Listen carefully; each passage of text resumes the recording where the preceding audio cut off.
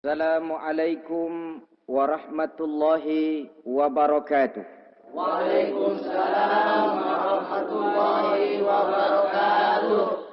Bismillahirrahmanirrahim. Alhamdulillahi rabbil alamin.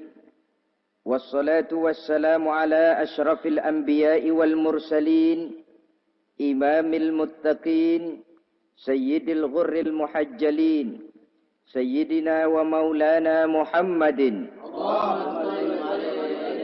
wa ala alihi wa ashabihil mujahidin at-tahirin limin rahimakumullah.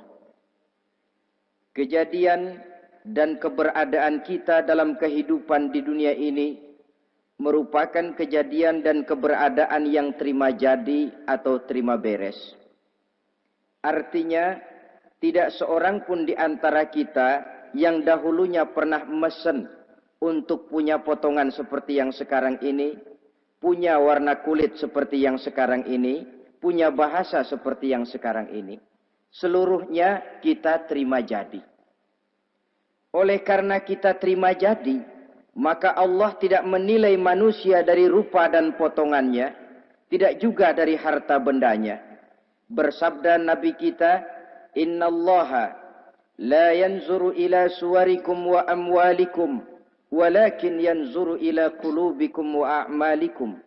Sesungguhnya Allah Subhanahu wa taala tidak melihat potonganmu, tidak melihat harta bendamu, tetapi yang dilihat dan dinilai oleh Allah Subhanahu wa taala tidak lain adalah hati dan amal perbuatanmu.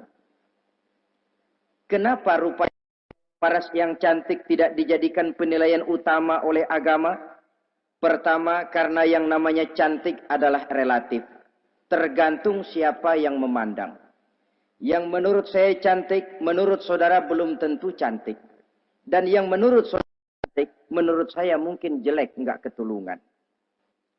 Oleh karenanya, di kalangan para ahli cinta ada perbedaan pendapat.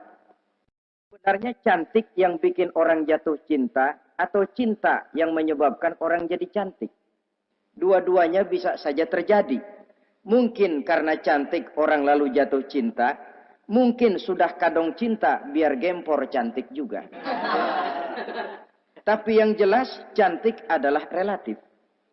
Yang kedua, cantik itu temporer, berubah oleh pergeseran masa dan pertukaran waktu. Tidak ada orang makin ke ujung makin cantik. Sekarang dia sedang sweet 17-an. Umur 17-an, of course cantik bukan alang kepala. Seluruh yang ada dalam dirinya menjadi syair di kalangan para remaja. Rambutnya katanya ikal berderai. Pipinya bakpao dilayang. Lalu janggutnya katanya macam lebah bergantung. Alisnya macam semut beriring. Kalau dia senyum orang pada lemes. Itu sekarang 2, 30, 40 tahun yang akan datang kalau dia senyum mungkin orang lari semua. Cantik itu temporer. Dan yang ketiga, di atas langit masih ada langit lagi. Di atas yang kita anggap cantik, rupanya masih ada yang lebih cantik lagi. Oleh karena itu, penilaian inti dari agama bukan soal potongan, bukan soal harta benda, tapi hati dan amal perbuatan. Alangkah lebih idealnya lagi kalau hati yang baik dan perbuatan yang baik berada pada rupa yang elok juga. Inilah yang dinamakan kecantikan zahir dan batin. Dan ini yang dimiliki oleh Nabi Allah Yusuf alaihi salam yang akan kita bicarakan pada pertemuan kita kali ini. Pantas kalau pada saat kita berdiri di muka cermin, disunahkan kita membaca doa seperti yang diajarkan Nabi. Allahumma kama hassanta khalqi fahassin khuluki. Ya Allah, sebagaimana telah engkau baguskan rupaku, baguskan juga kiranya akhlak dan budi pekertiku. Supaya kecantikan zahir diiringi dengan kecantikan batin. So apa gunanya zahir yang cantik kalau batinnya berbahaya? Itu yang orang bilang, apa guna katanya berkain batik kalau tidak dengan kebaya? Apa guna berparas cantik kalau melulu bawa bahaya? Saudara-saudara yang saya hormati, Nabi Yusuf alaihi salam diberikan oleh Allah ketampanan zahir dan batin. Artinya, zahirnya beliau memang tampan, batinnya pun memang beliau adalah baik. Dan inilah kebaikan yang berlipat ganda. Kadang-kadang ada orang yang tampangnya sederhana saja, tapi batinnya baik. Itu lebih baik ketimbang yang zahir dan penampilannya baik, tapi batinnya rusak. Maka kebaikan yang dianugerahkan Allah dalam kehidupan ini, sesungguhnya bukan untuk to show only. Bukan cuma untuk sekedar dipamerkan, jadi kebanggaan. Macam kontes ratu-ratuan yang manfaatnya hampir tidak ada. Kecantikan untuk disyukuri. Kecantikan untuk digunakan kepada hal-hal yang bermanfaat sesuai dengan perintah dari yang memberikan kecantikan itu. Saudara-saudara yang saya hormati, Nabi Yusuf alaihi salam seorang nabi yang oleh Allah diberikan kecantikan zahir dan juga kecantikan batin. Beliau adalah putra dari Nabi Yakub, dari Nabi Ishak, dan dari Nabi Ibrahim alaihi salam. Artinya, ayah beliau bernama Nabi Yakub, kakeknya adalah Nabi Ishak, dan datuknya adalah Nabi Ibrahim alaihi salam. Ia bersaudara sebanyak 11 orang. Dari orang saudaranya ini hanya satu yang seibu sebapak, yaitu Benyamin. Sedangkan yang lain adalah saudara dari lain ibu. Nah, sejak kecil Nabi Yusuf ini sudah memperlihatkan tanda-tanda bahwa di kelak kemudian hari dia akan tumbuh menjadi seorang besar. Sebab itu wajar kalau ayahnya memberikan perlakuan yang agak istimewa kepada Nabi Yusuf. Dan ini tentu memancing sifat iri dari saudara-saudaranya yang lain. Apalagi pada satu malam Nabi Yusuf di kala remaja itu pernah mimpi. Mimpi ini beliau ceritakan kepada ayahnya. Kata beliau, "Ya abati, inni ra'aitu ahada asyara kawkaba wasyamsa wal qamara ra'aituhum li sajidin." Jadi satu hari Nabi Yusuf cerita kepada ayahnya, "Ayah, saya mimpi." Mimpi apa Yusuf? "Saya melihat dalam tidur saya ada 11 bintang, lalu matahari dan bulan. Saya lihat seluruhnya sujud kepada saya." Ayahnya mendengar mimpi ini, mengerti takwil. Lalu pesan kepada Nabi Yusuf, "Yusuf, mimpi ini jangan kau ceritakan kepada saudara-saudaramu. Mereka sudah punya pandangan yang tidak baik kepada dirimu. Kalau ini kau ceritakan, mungkin akan membahayakan bagi dirimu." Sebab rupanya, saudara-saudaranya yang lain ini iri hati kepada Nabi Yusuf. Yang memiliki keistimewaan dan mendapat perhatian istimewa juga dari orang tuanya. Saudara, kita tahu ini sesuatu yang wajar dalam kehidupan. Pepatah bilang, "Likulli zi ni'matin mahsudun." Tiap kali kita mendapat suatu nikmat, bakal ada orang yang hasud. Iri hati, dengki. Itu watak kehidupan. Kalau kita jatuh miskin, orang tepuk tangan. Kalau kita jadi kaya, orang tanya berdukun kemana. Wajar saja. Likulli zi ni'matin mahsudun. Tiap kali kita mendapat suatu nikmat, tentu ada yang hasud, ada yang iri, ada yang tidak senang. Begitu juga halnya dengan saudara-saudara Nabi Yusuf alaihi salam. Dan watak iri hati ini tidak cuma tinggal iri hati. Mereka buktikan lewat tindakan konkret. Suatu hari mereka musyawarah, saudara-saudara yang iri ini. Saudara-saudara, bapak kita nggak adil.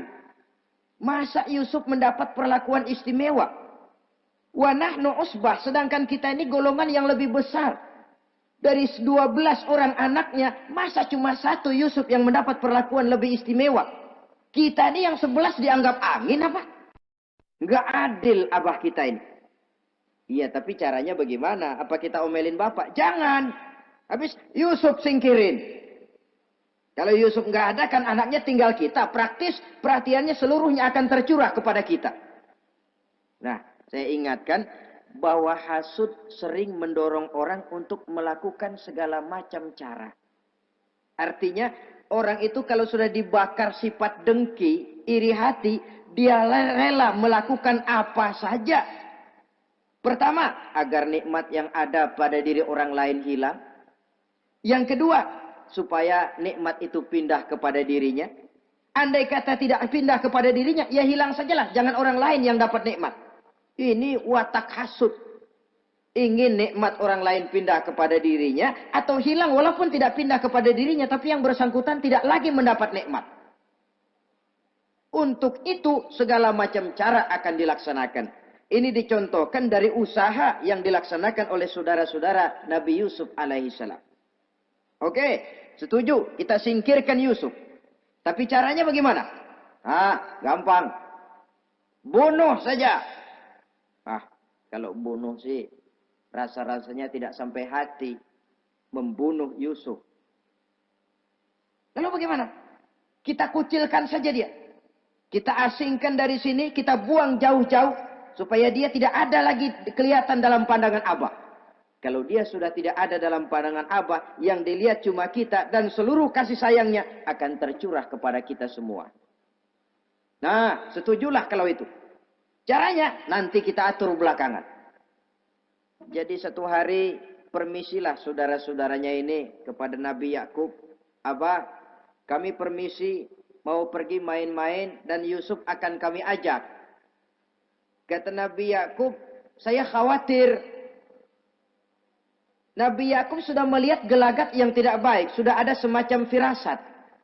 Saya khawatir kalau Yusuf kau bawa, nanti dia akan kena celaka.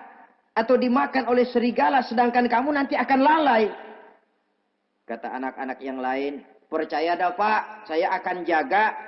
Saya kan saudaranya, masa tega membiarkan Yusuf celaka atau dimakan serigala. Pokoknya aman, sip dah.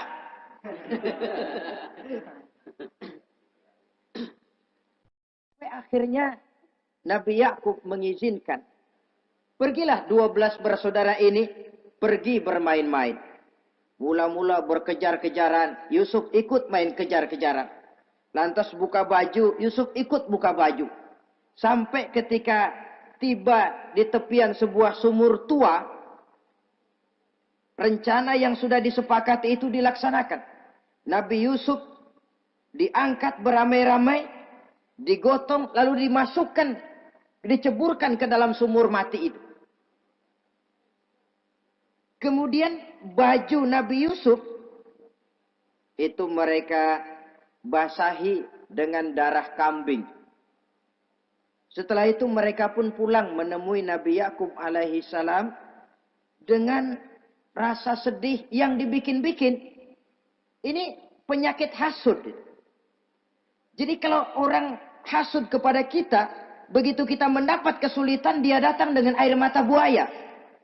Belagak sedih, belagak ikut berduka cita, padahal sih hatinya sorak. Padahal batinnya girang bukan main. Pak, saya ikut berduka cita, Pak, saya ikut sedih. Padahal hatinya biar mampus loh.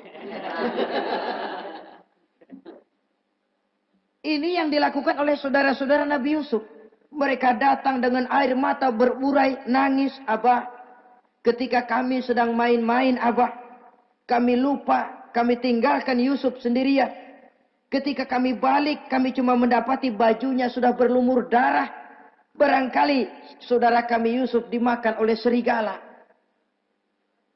Nabi Yakub tercenung. Ternyata firasatnya adalah benar. Baju Nabi Yusuf itu yang berlumur darah kambing, buatan saudara-saudaranya yang hasud tadi, diciumi dan dipeluk oleh Nabi Yakub. Kepedihan seorang ayah yang ditinggalkan oleh anak tercintanya. Saudara, adapun Nabi Yusuf alaihi salam tercebur di sumur mati itu.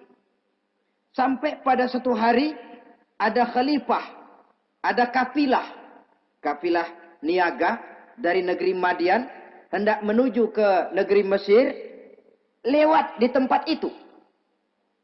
Ketika salah seorang mereka bernama Malik bin Dho'ar hendak mengambil air, timba diturunkan ke dalam sumur. Begitu diangkat, ini air kok berat amat.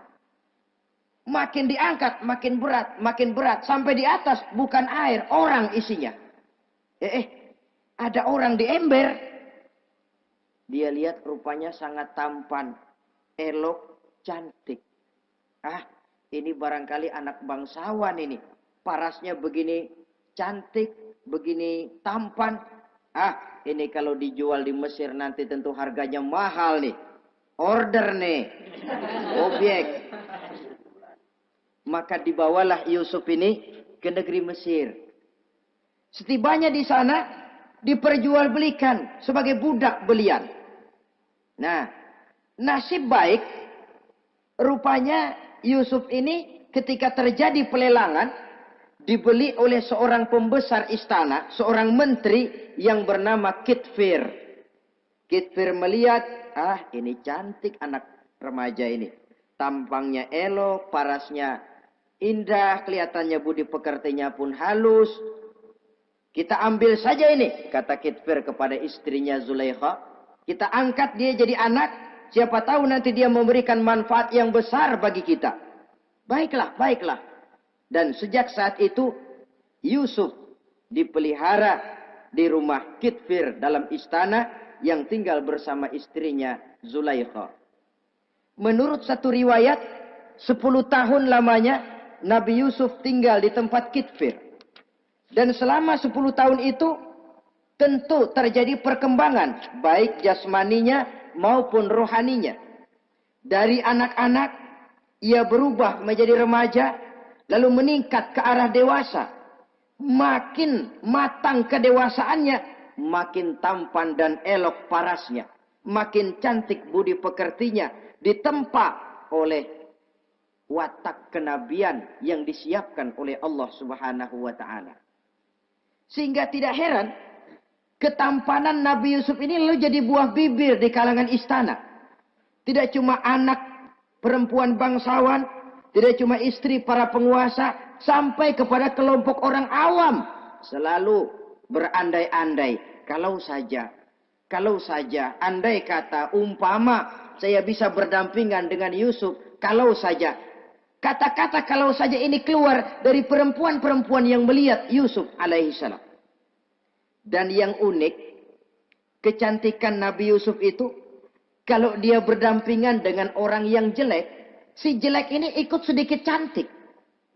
Biasanya kan kalau ada orang ganteng, duduk berdampingan sama orang jelek, ganteng makin kelihatan kegantengannya, yang jelek makin demek. Itu biasanya. Tapi kecantikan Nabi Yusuf ini tidak mengangkat orang lain. Nah, rupanya yang tertarik kepada ketampanan Nabi Yusuf ini tidak cuma perempuan-perempuan lain, juga termasuk Siti Zulaikha, istri daripada Kitfir, yang merupakan ibu angkatnya. Kalau pada mulanya Zulaikha merawat Nabi Yusuf sejak kecil dengan harapan nanti akan membawa manfaat. Setelah dilihatnya makin lama makin tampan, makin lama makin cantik, makin lama makin rupawan. Berubah rupanya rasa kasih sayang seorang ibu menjadi kasih sayang seorang perempuan kepada laki-laki. Dia merindukan saat-saat di mana dia bisa mencurahkan rasa hatinya itu kepada Nabi Yusuf alaihi salam. Hampir-hampir nyaris Zulaikha ini, kalau istilah anak muda barangkali, siang jadi kenangan, malam jadi impian. Kemanapun dia pergi, bayangan Yusuf juga yang selalu menggodanya. Selalu ditunggunya saat-saat yang mungkin untuk dia bisa menyampaikan hasrat hatinya kepada Nabi Yusuf alaihi salam. Dan saat itu pun datang. Satu hari Kitfir harus menghadiri persidangan negara. Rumah besarnya lenggang, para pembantu kebetulan tidak seorang pun ada di dalam. Inilah saat yang ditunggu-tunggu oleh Zulaikha.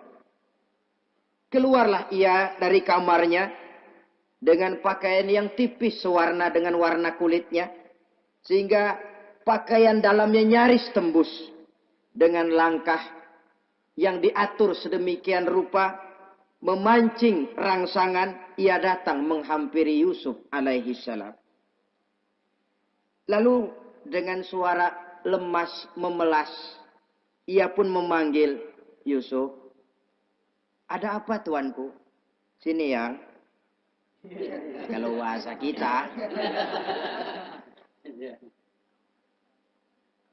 Melihat mendengar suaranya yang lain dari hari-hari biasa. Apalagi melihat pakaian Zulaikha yang begitu tipis. Jantung Nabi Yusuf berdetak sangat cepat. Darah mengalir dengan cepat. Maklum, beliau juga manusia, laki-laki, normal terlepas dari kenabiannya. Jantungnya dak dikduk. Kemari Yusuf, sini. Ada apa tuanku? Sudah lama Yusuf. Lama apa tuanku? Saya memendam rindu kepadamu Yusuf. Siang malam engkau juga yang jadi tumpuan harapan saya. Kemanapun saya pergi seakan wajahmu juga yang saya lihat Yusuf. Tidur saya jadi tak nyenyak. Makan saya tak pernah membawa kekenyangan Yusuf. Tidur yang biasanya mendatangkan semangat seolah semuanya pergi meninggalkan saya Yusuf. Hembusan sepoi pagi mengusap bunga merekah dalam taman. Yang biasanya membawa keindahan. Semuanya telah berganti dengan keindahan wajahmu Yusuf. Sinilah sebentar penuhi hasrat hati saya. Saya segan tuanku. Segan kenapa Yusuf? Saya tidak mau mengkhianati tuan saya yang telah berbuat baik kepada saya. Apakah saya juga tidak pernah berbuat baik kepadamu? Benar, tuan juga berbuat baik kepada saya. Tapi pantang saya mengkhianati majikan saya. Yusuf, sekarang kesempatan yang baik. Kit Fir, suami saya, sedang menghadiri persidangan penting di negara, di istana. Dan rasanya akan lama dia baru kembali. Sementara para pembantu kita tidak ada di sini. Saya malu tuanku, saya segan. Malu kepada siapa? Tidak ada yang tahu, tidak ada yang lihat. Allah. Saya takut, saya malu kepada Allah tuanku. Padahal kalau menurut ukuran hati, Quran menjelaskan walaqad hammat bihi wa hamma biha. Sebenarnya Zulaikha cinta kepada Yusuf, Yusuf pun senang kepada Zulaikha. Itu iblis sibuk bukan main memasang jerat, pasang besi berani biar pada nyetrum.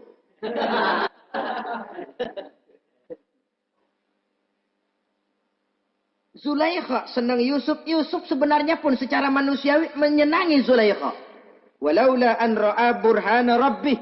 Tapi Yusuf ketika itu melihat larangan Allah, peringatan Allah. Seolah-olah dia lihat Allah mengatakan, Yusuf, ini letter S. Dilarang parkir di sini. Menurut satu riwayat, Nabi Yusuf melihat ayahnya, Nabi Yakub melambai-lambaikan tangan menyetop. Seolah-olah melarang dia meneruskan langkahnya. Riwayat lain menjelaskan, seolah-olah Nabi Yusuf dibisiki oleh malaikat Jibril. Yusuf, kalau kamu kalah sekarang, kamu sama saja gajah kemasukan semut di kupingnya terus mati. Tapi kalau kamu menang, kamu adalah gajah yang tidak terkalahkan. Ada semut mati oleh, ada gajah mati oleh semut. Alangkah memalukan.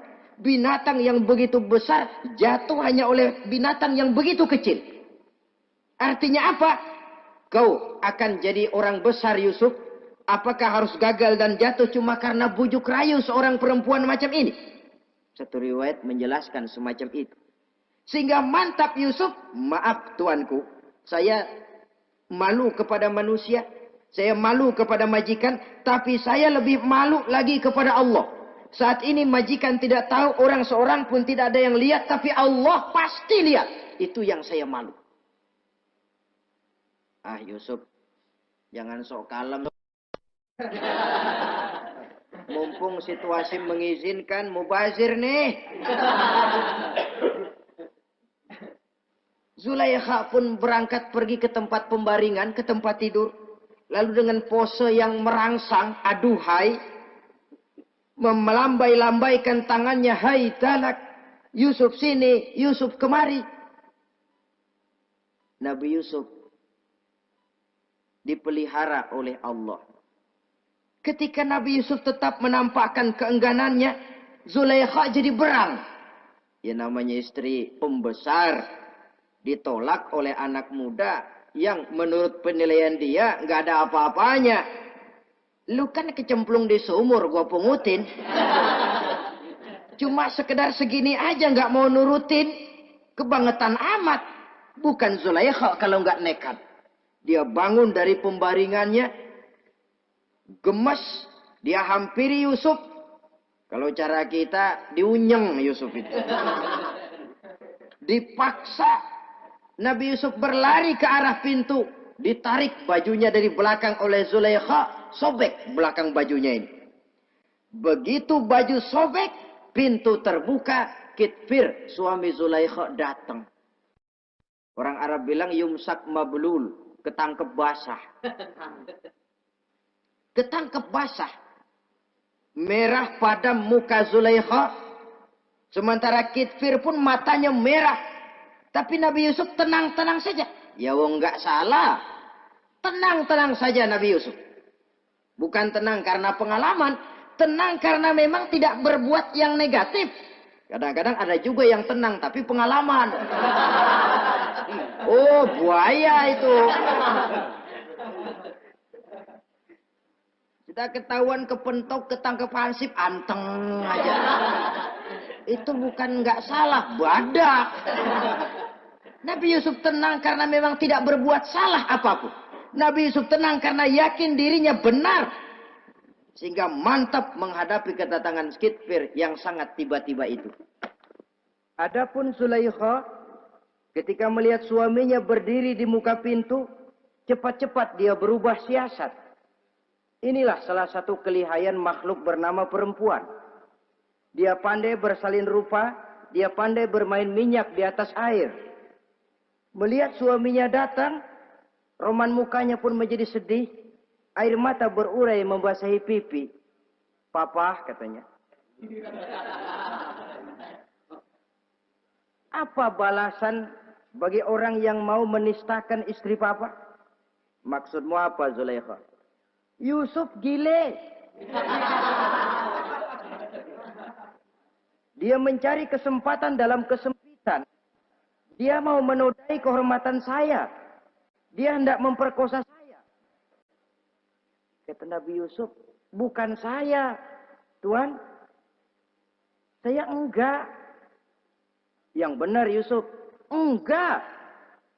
Zulaikha yang memaksa saya. Betul Zulaikha, tidak. Yusuf yang memaksa saya. Sampai akhirnya salah seorang dari isi rumah itu memberikan jalan keluar. Tuan Kitfir, begini saja. Sulit memang untuk dilacak kebenarannya. Cuma periksa saja baju Yusuf. Kalau bajunya sobek di belakang, Yusuf benar. Zulaikha salah. Kalau baju Yusuf sobeknya di depan, Zulaikha yang benar. Yusuf yang salah. Nah, apa artinya itu? Kalau bajunya sobek di belakang kan artinya Yusuf kabur ditarik dari belakang. Tapi kalau bajunya sobek di depan, itu artinya Zulaikha nyakar-nyakarin baju Yusuf dari depan. Lihat saja. Pokoknya kalau bajunya sobek di belakang, Yusuf benar, Zulaikha salah. Kalau baju Yusuf sobek di depan, Yusuf salah, Zulaikha benar. Ketika diperiksa, dicek bajunya, betul sobek di belakang. Artinya Yusuf benar, Zulaikha yang salah. Kata Kitfir, Zulaikha, jelas sudah bagaimana kejadian yang sebenarnya. Oleh karena itu, bertaubatlah kamu kepada Allah. Dan kau Yusuf, jangan ceritakan peristiwa aib ini kepada siapapun. Untuk menjaga nama baik kita bersama. Baik Tuan. Saudara-saudara kaum muslimin yang saya hormati. Tapi ya bagaimana? Serapi-rapinya menyimpan barang busuk, toh akhirnya tercium juga. Gosip ini akhirnya tersiar di mana-mana, terutama di kalangan para pembesar. Sehingga kalau kumpul para istri pejabat, Zulaikha jadi bahan gunjingan. Kan main bini menteri demen sama budaknya. Nggak salah apa tuh? Jadi bahan ejekan. Ya sebab tentu ukuran mereka yang belum pernah ngelihat Yusuf, kalau duren ketemu duren dong. Masa duren ketemu ketimun ya bonyok. Artinya nggak seimbang. Masa istri bangsawan tergila-gila sama anak angkatnya, sama budak beliannya, nggak masuk rasio itu. Zulaikha dengar berita macam itu. Sampai dalam hatinya, pantas saja kamu ngenyek saya. Kamu meremehkan saya karena kamu belum pernah lihat potongan Yusuf bagaimana. Akhirnya dalam hati Siti Zulaikha ini timbul semacam dendam. Suatu saat gua kerjain lo. Caranya gimana?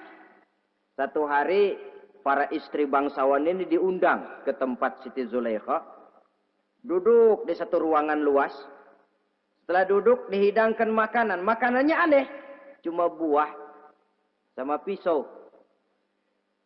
Ketika buah dan pisau sudah siap, satu orang satu. Ketika mereka sedang mengupas itu, Zulaikha berkata kepada Nabi Yusuf, Yusuf, kau jalan dari sini ke sana, melintas. Kayak peragawati gitu. Untuk apa Tuhan? Pokoknya jalan aja dah.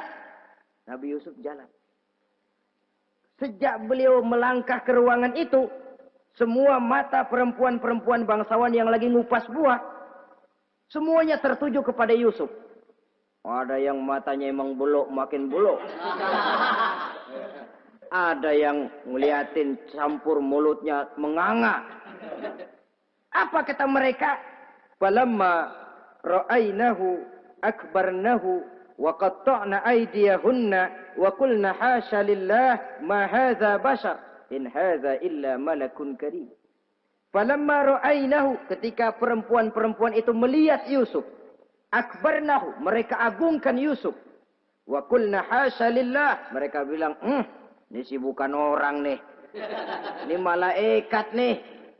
Bukan orang. Nah, orang segini cakepnya. Artinya belum pernah mereka lihat paras yang secantik dan setampan itu. Akibatnya apa? Nggak berasa mau motong buah keiris tangan. Rata-rata perempuan yang ada di situ tangannya pada luka. Kenapa? Mau motong buah, mata kemana, mulut kemana, tangan kepotong. Melihat itu semua, Zulaikha puas. Nah, kamu baru melihat sekejap. Bagaimana saya yang siang malam melihat Yusuf? Bagaimana saya yang tiap saat hidup bersamanya? Bagaimana saya nggak merindukan dia? Ente yang baru pernah ngelihat sekelebatan udah motong tangan. Saya yang tiap hari sama-sama dia nggak celeng juga udah pantas. Saudara-saudara kaum muslimin yang saya hormati. Akhirnya untuk menjaga nama baik keseluruhannya, Nabi Yusuf pun mengalah. Karena berita ini sudah tersiar, Yusuf dipojokkan, tidak cuma sekedar dipojokkan, beliau dimasukkan ke dalam penjara. Tapi apa kata beliau? Rabbi sijnu ahabbu ilayya mimma yad'unani ilai. Ya Allah, kalau memang karena resiko penolakan saya terhadap ajakan Zulaikha menyebabkan saya harus masuk penjara, penjara lebih saya sukai, penjara lebih saya cintai ketimbang ikut kemauan Zulaikha. Saudara-saudara, kadang-kadang kita berpikir, kalau kesempatan itu datang kepada kita, mampukah kita menjatuhkan pilihan seperti pilihan Nabi Yusuf ini? Lebih baik penjara ketimbang mengikuti bujuk rayu perempuan untuk melakukan perbuatan yang menyeleweng ini. Ini yang dipilih oleh Nabi Yusuf. Tegar. Kalau memang sebagai resikonya saya harus masuk penjara, penjara lebih saya cintai, penjara lebih saya suka daripada mengikuti bujukan Zulaikha. Teguh karena suatu prinsip. Bukankah dalam perjuangan menegakkan akidah, Kadang kita mendapat piala, tapi tak jarang kita berhadapan dengan penjara.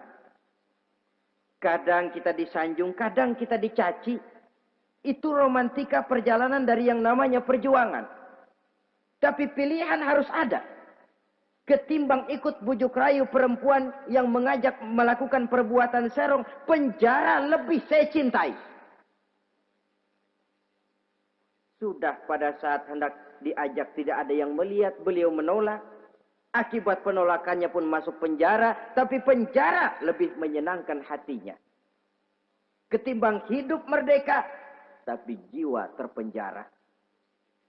Inilah Nabi Yusuf barangkali. Biar badan masuk penjara, asal jiwa merdeka. Kita sekarang sebaliknya.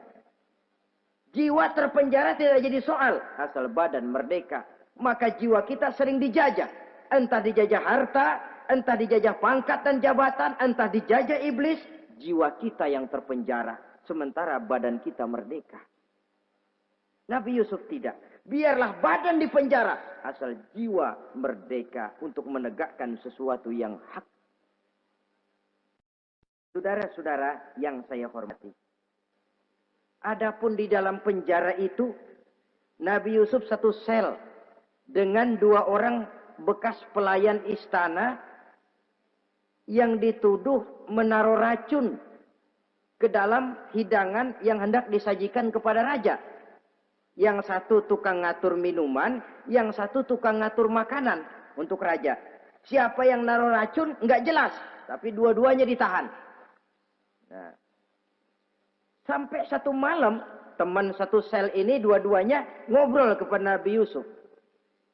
Yusuf, kami ini dipenjara karena dituduh menaruh racun ke dalam hidangan yang dihidangkan kepada baginda raja.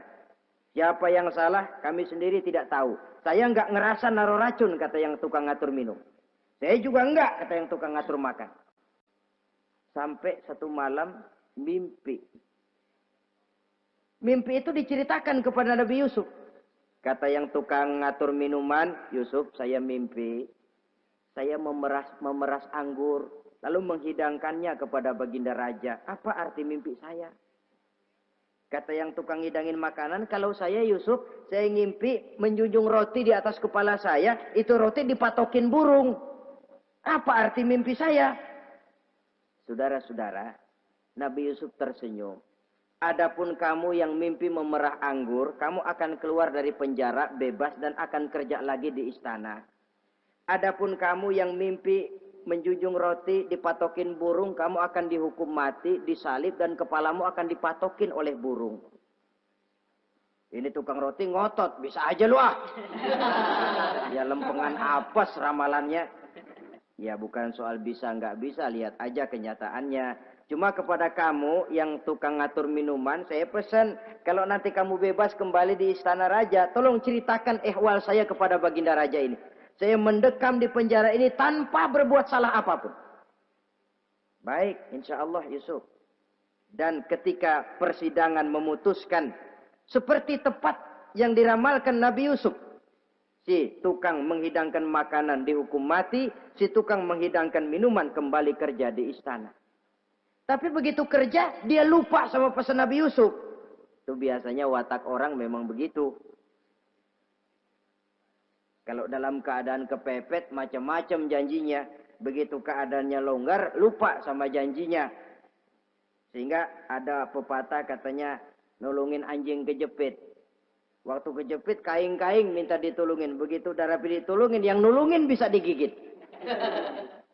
Saudara hadirin yang saya hormati, sampai bertahun-tahun Nabi Yusuf mendekam dalam penjara. Tapi itulah yang menambah kedewasaannya. Maka orang beriman ya, yang mantap nilai imannya, tempat tidak jadi soal. Kadang-kadang dia merasakan penjara lebih indah dari alam terbuka. Banyak orang-orang beriman yang justru di penjara menghasilkan karya-karya besar. Kita tahu misalnya almarhum Hamka, justru di penjara bisa menyelesaikan tafsir Al-Azharnya. Salah satu karya besar pujangga terkemuka ini. Macam Hasan Al-Banna, Abdul Qadir Audah, dan banyak lagi tokoh-tokoh Ikhwanul Muslimin Merasakan justru penjara itu bagaikan sorga. Kenapa? Mereka yakin di penjara untuk sesuatu yang benar. Maka tempat tidak pernah jadi masalah. Kalau jiwa merdeka puluhan tahun mendekam di penjara, tidak akan merupakan satu rasa yang lama. Kenapa? Jiwa tidak bisa dibatasi oleh ruangan 2 kali 3 meter. Jiwa yang merdeka tidak bisa dibatasi dengan teralis besi. Jiwa yang merdeka tidak bisa dibatasi dengan dinding tembok yang tebal. Jiwa yang merdeka mengembara, melanglang buana, mencari idealisme yang ada dalam dirinya. Itu yang dirasakan oleh Nabi Yusuf alaihi salam. Untungnya, satu malam raja ngimpi. Untungnya ini. Ngimpinya luar biasa. Ada 7 ekor lembu gemuk-gemuk. Makanin 7 ekor lembu yang kurus-kurus. Lalu ada 7 batang gandum yang isinya gemuk-gemuk. Ada 7 batang gandum yang sudah layu-layu. Nah, pagi-pagi ini seluruh dukun-dukun istana dikumpulin. Para ahli nujum apel menghadap baginda raja.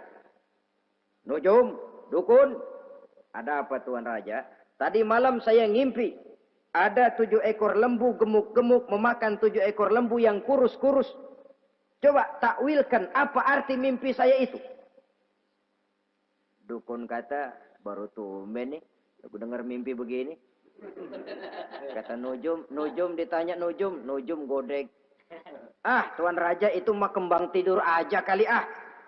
Tidak seorang pun yang mampu mentakwilkan arti mimpi baginda. Sampai tukang minuman dengar lapor. Tuan Raja, ada apa, Mas? Saya waktu di penjara, ada seorang anak muda namanya Yusuf. Dia mentakwilkan mimpi saya dan pas seperti takwilnya. Ah, panggil Yusuf. Dipanggil Yusuf.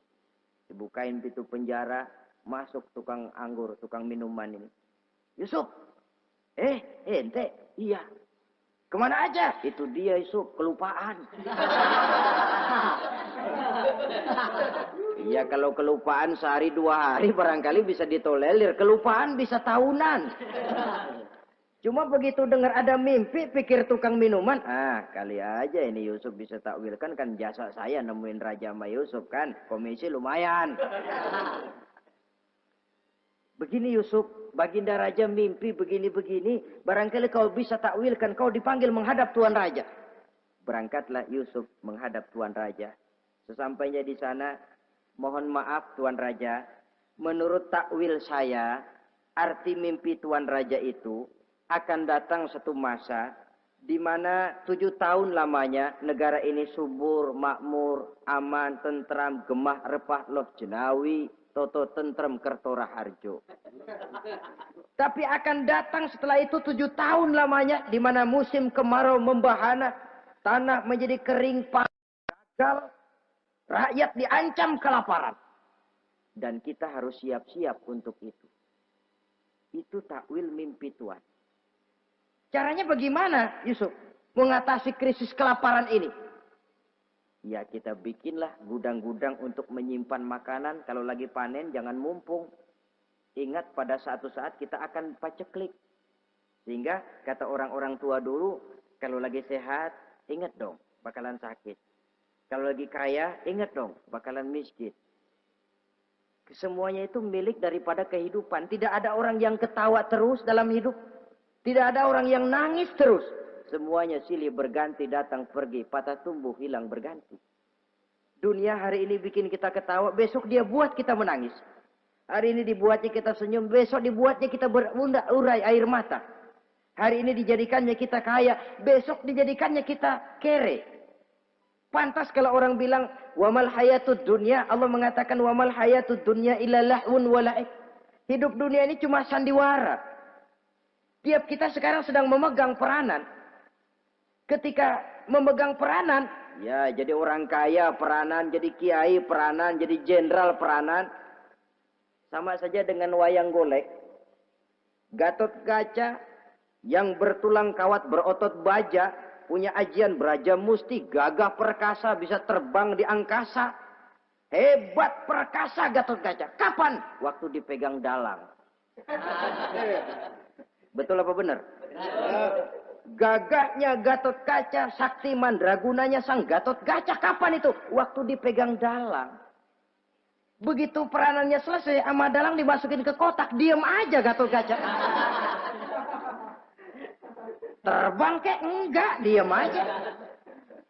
Begitulah kehidupan ini. Gagah kita menyandang bintang 4 di pundak.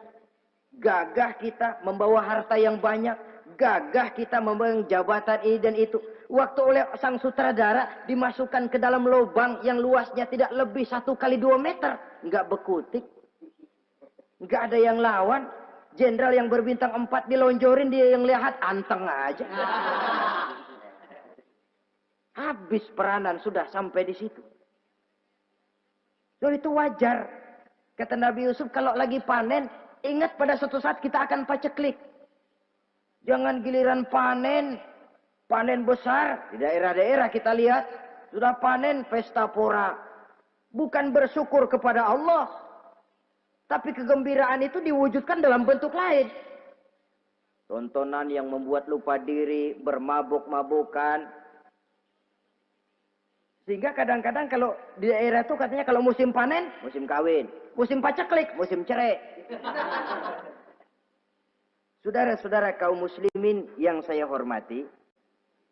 Karena itu, dalam satu hadis Nabi ingatkan, ta'arraf ilallah firraha ya'rifka fisyiddah. Ingatlah kepada Allah di waktu kamu senang, supaya Allah ingat kepadamu waktu kamu susah. Kalau waktu senang kita lupa kepada Allah, ya wajar. Kalau waktu susah, Allah juga lupain kita.